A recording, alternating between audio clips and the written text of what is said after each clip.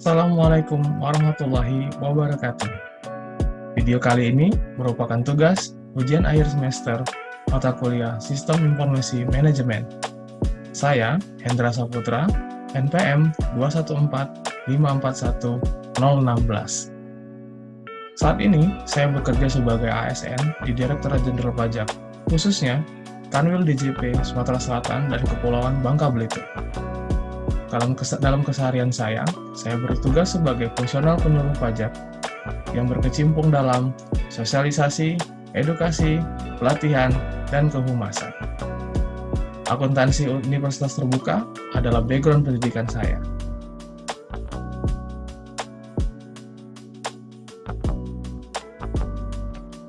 Direktorat Jenderal Pajak, tempat saya bekerja sekarang, memiliki visi menjadi institusi penghimpun penerimaan negara yang terbaik demi menjamin kedaulatan dan kemandirian negara. Mempunyai misi menjamin penyelenggaraan negara yang berdaulat dan mandiri dengan mengumpulkan penerimaan berdasarkan kepatuhan pajak sukarela yang tinggi dan penegakan hukum yang adil. Pelayanan berbasis teknologi modern untuk kemudahan pemenuhan kewajiban perpajakan. Aparatur pajak yang berintegritas, kompeten, dan profesional. Serta yang terakhir, kompensasi yang kompetitif berbasis sistem manajemen kinerja.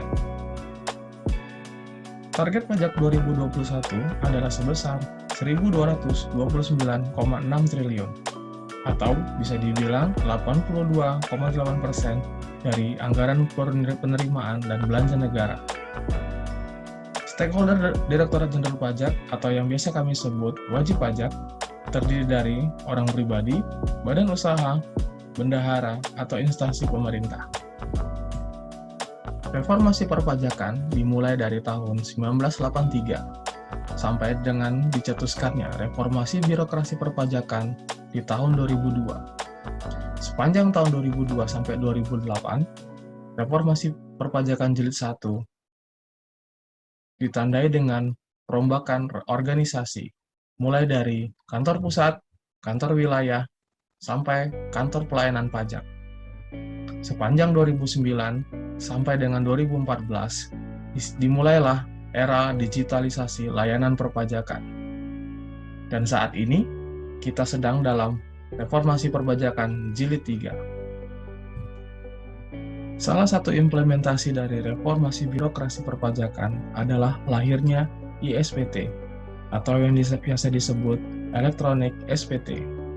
2007 dan 2008 lahir ISPT PPN dan ISPT PPH Pasal 21.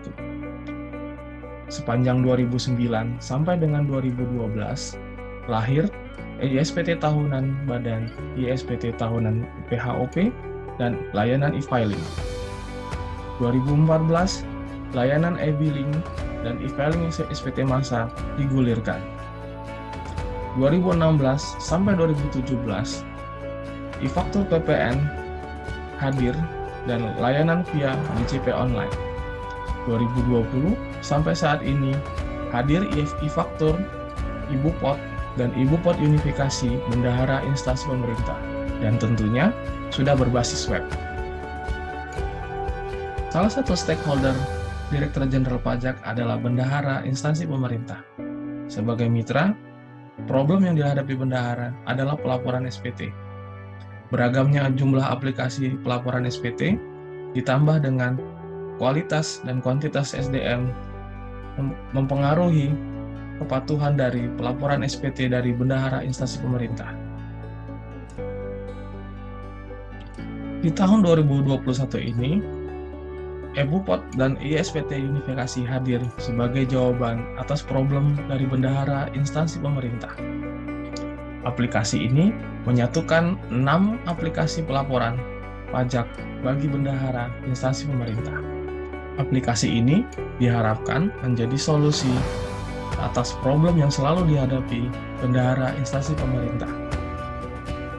Dan tentunya aplikasi ini berbasis web, sehingga bisa diakses di mana saja dan kapan saja. Penjelasan-penjelasan sebelumnya mengarahkan kita pada kesimpulan bahwa Direktorat Pajak dalam melayani stakeholder sudah cukup lama, bahkan dapat dikatakan pioner dalam memanfaatkan IT, e-dokumen, dan e-office. Hal ini sejalan dengan tuntutan perkembangan ekonomi 4.0. Elektronifikasi layanan bahkan dokumen perpajakan adalah wajah baru DJP. Apakah cukup sampai di sini? Tentu tidak.